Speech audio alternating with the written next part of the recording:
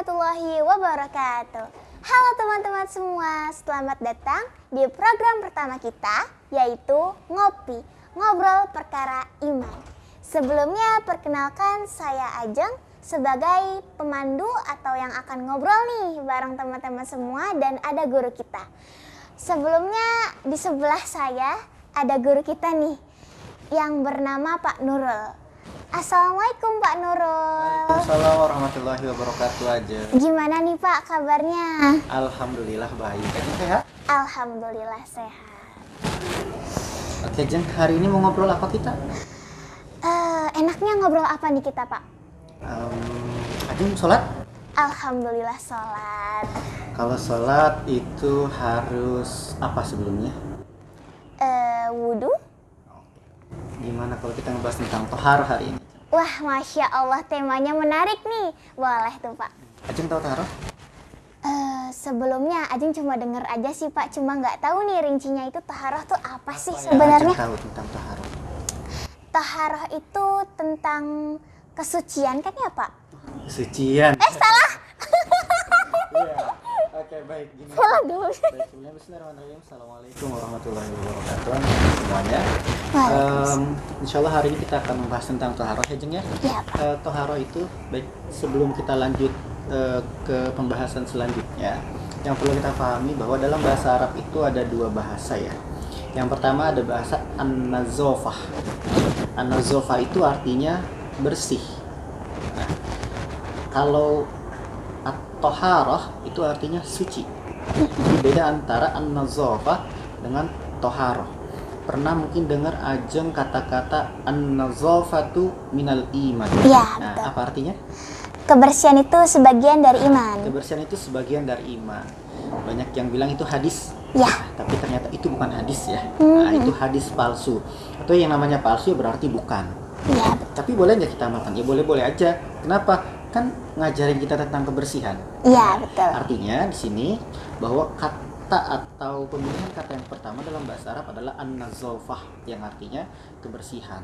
Sedangkan yang akan kita bahas adalah tentang toharoh, yaitu suci. Atau kesucian.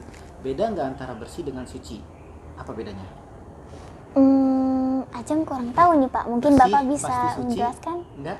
Bersih pasti suci. Mungkin ya. Nah, bersih belum tentu suci. Oh. Suci pasti bersih. Ya, misal gini. Kalau dalam agama kita ada binatang yang najis. Iya. Binatang apa misalnya? Babi. Biasa yang ngomong ya. Oke, ya. Misalnya contohnya itu. Kalau misalnya binatang itu tadi yang Ajeng sebut misalnya diurus nih, ada yang urus, terus dimandiin, disisirin, disabunin, ya kan? Kira-kira bersih gak? Bersih tapi tidak suci. Nah, bersih tapi tidak suci. Iya. Ya, jadi dia bersih, ya, tapi dia nggak suci. Gitu. Jadi khinzir atau babi dia bisa bersih, ya, tapi dia nggak bisa suci. Walaupun udah dimandiin, udah disisirin, dibedakin, dia bisa bersih, tapi nggak bisa suci. Ya, jadi sedikit yang membedakan ya kan, diantara yang membedakan antara kita dengan mungkin agama yang lainnya, dalam kita ada konsep yang namanya suci, yaitu toharoh.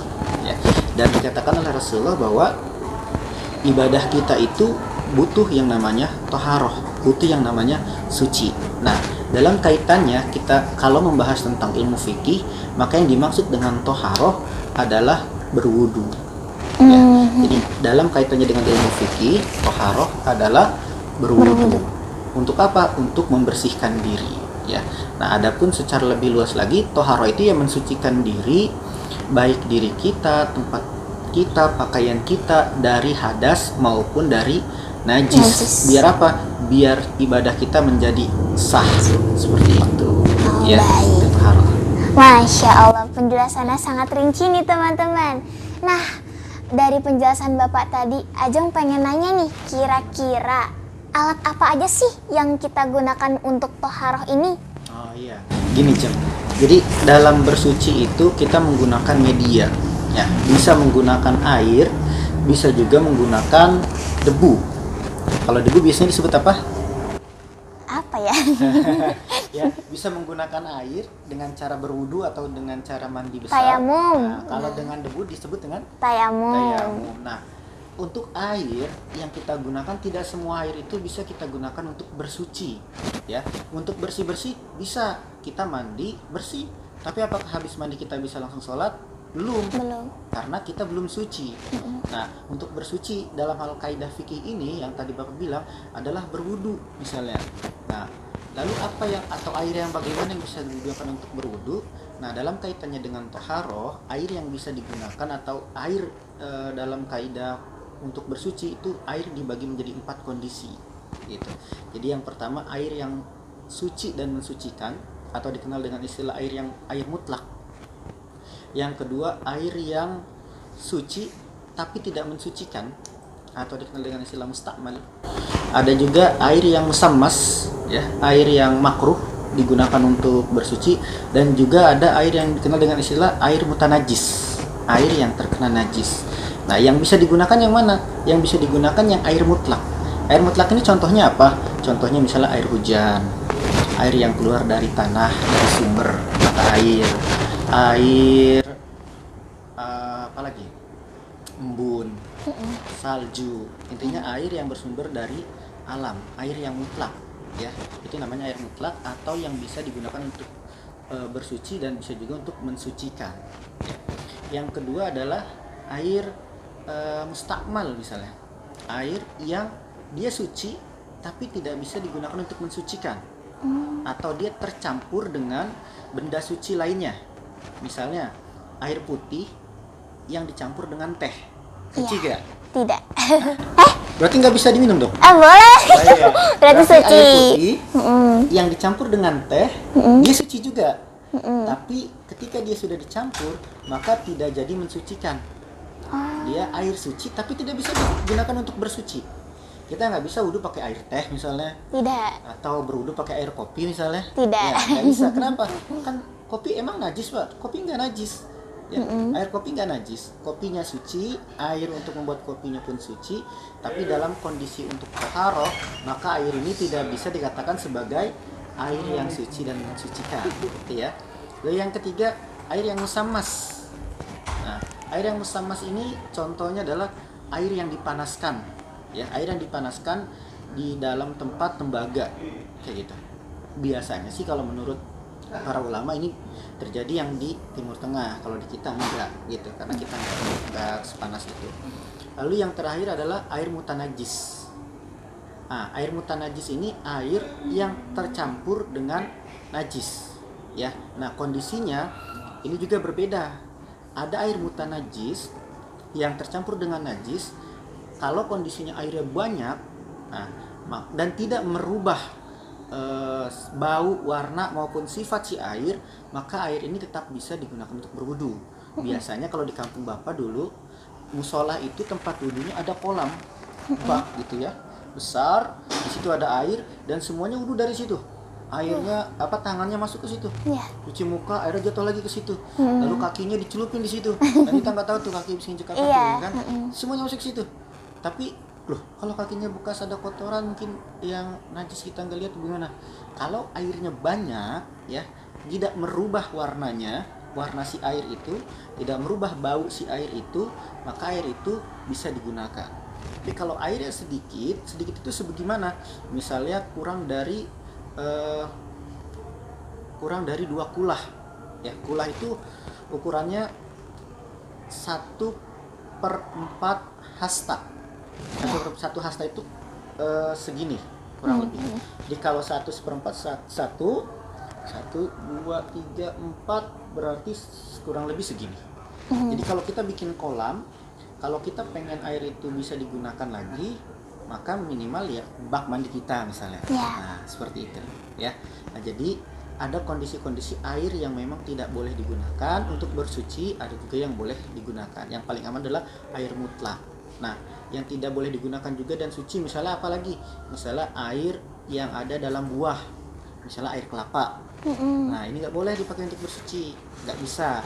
Atau air tebu, kan kalau tahu tebu? Tahu. Ya, kalau di ini, nah itu keluar air kan ya, manis ya. Manis. Nah, itu nggak bisa digunakan untuk bersuci. Air yang ada pada buah-buahan. Jadi itu diantara jenis-jenis air yang bisa digunakan untuk bersuci. Seperti itu aja. Dari tadi kita udah bahas kesucian nih Pak. Nah sekarang aja mau tanya, kalau kebalikan dari suci itu kan najis. Nah najis atau hadas itu kira-kira sama atau beda nih? Oh gini, ya tadi kita ngebahas tentang airnya ya. Sekarang Ya. kita ngebahas tentang apa yang disucikan dari si air itu. Ya. Jadi yang disucikan dari kita adalah sucinya kita dari hadas dan najis.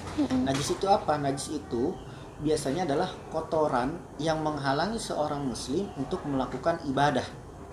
Kotorannya ya. Nah, kalau hadas itu kondisi seseorang yang menghalangi dirinya untuk beribadah yang membutuhkan kesucian, misalnya sholat, tawaf, ya kan, pergi haji seperti itu, berpuasa. Nah, kondisi-kondisi seperti ini disebut dengan kondisi berhadas. Adapun kotorannya, catnya itu biasa dikenal dengan najis. Nah, misalnya gini, untuk najis sendiri, najis itu dibagi menjadi 3, ya, najis ringan, najis sedang, dan najis Besar. najis berat, ya, Najis berat. najis mukhafafah, mutawasitoh, dan menggoladoh. Najis ringan misalnya air kencing bayi laki-laki yang belum berumur 2 tahun atau hanya minum ASI. Nah kalau misalnya kita lagi gendong nih ade atau anak ya, kena kencing, itu cukup diguyur aja atau diciprat-ciprat, nah itu udah bersih ya.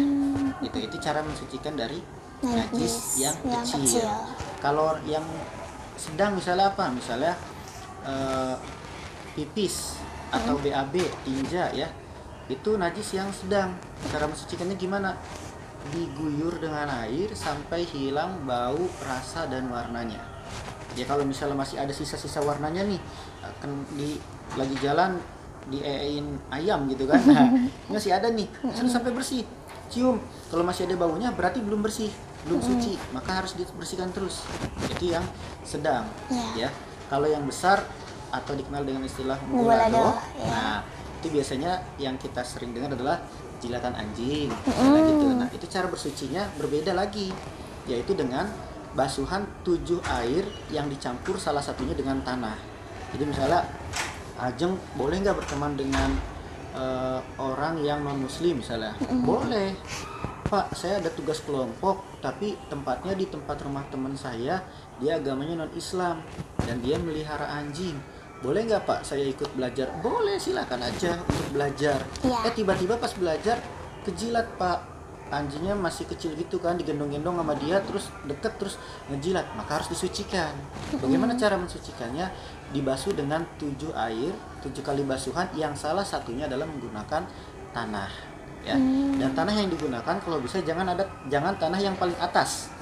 Jadi kalau kita lihat tanah nih di pekarangan rumahnya, itu ada tanah yang paling atas, kita ambil dulu tanah atasnya, kita buang agak sedikit beberapa senti, baru yang dalam itu kita ambil, kita masukkan ke dalam gayungnya misalnya, kita campur, baru kita guyur. Kenapa?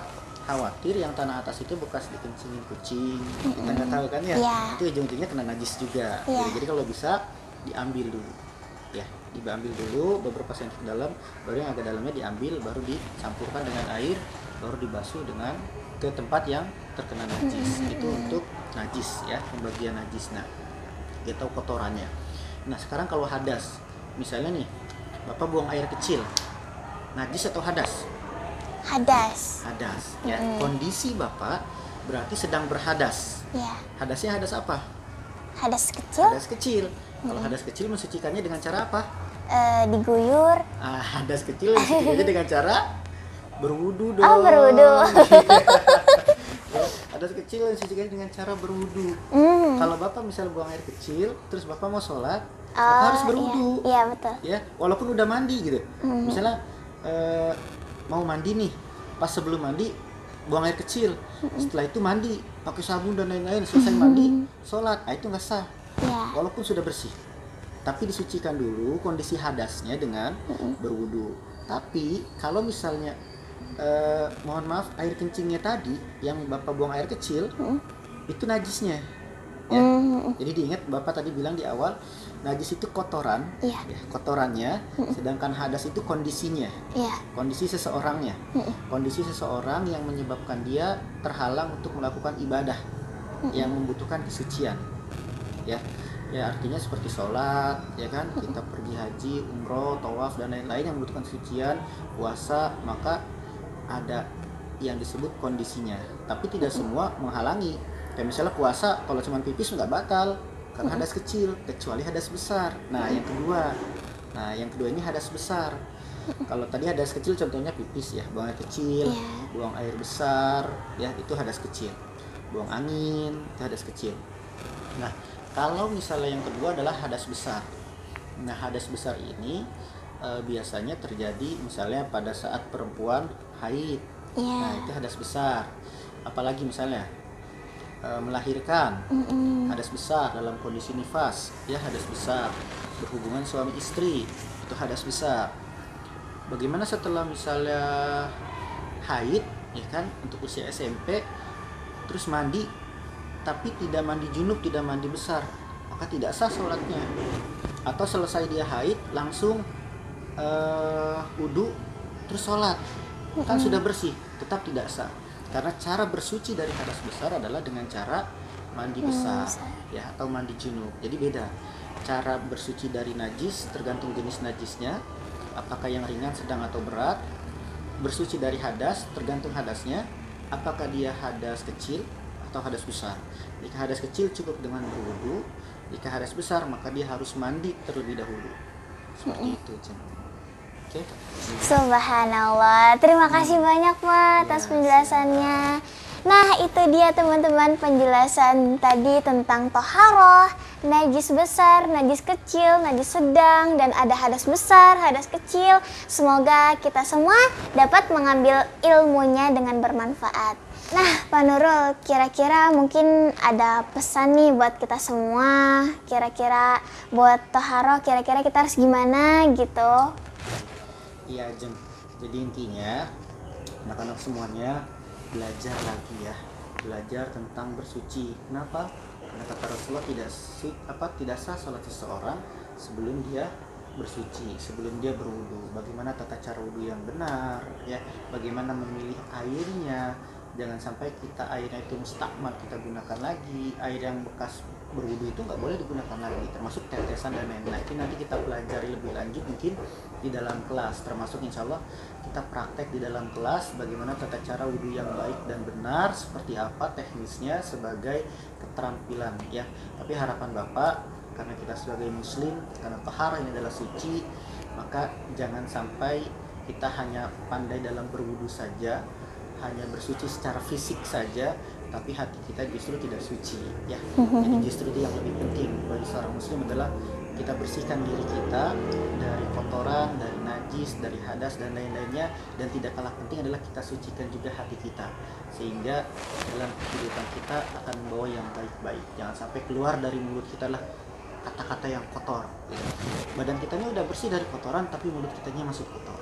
Badan kitanya sudah bersih dari kotoran tapi hati kitanya masih kotor. Nah, itu justru harus kita lihat lagi. Jadi untuk anak semuanya, jaga lisan kita juga, jaga kondisi kita yang berkaitan dengan ibadah, yang berkaitan dengan muamalah dengan sesama teman, dijaga juga perkataan dan lain-lain. Intinya, yuk kita bersihkan diri kita sucikan diri kita, baik lahir maupun batin.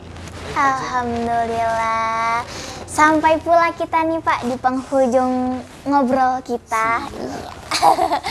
Terima kasih banyak nih Pak Nurul atas ilmunya. Alhamdulillah sangat amat bermanfaat untuk Ajeng dan teman-teman yang di rumah. Terima kasih untuk semuanya. Semoga kita semua dapat mengambil ilmu yang bermanfaat dari materi hari ini. Nah teman-teman, karena kita udah di penghujung, jadi kita penutup.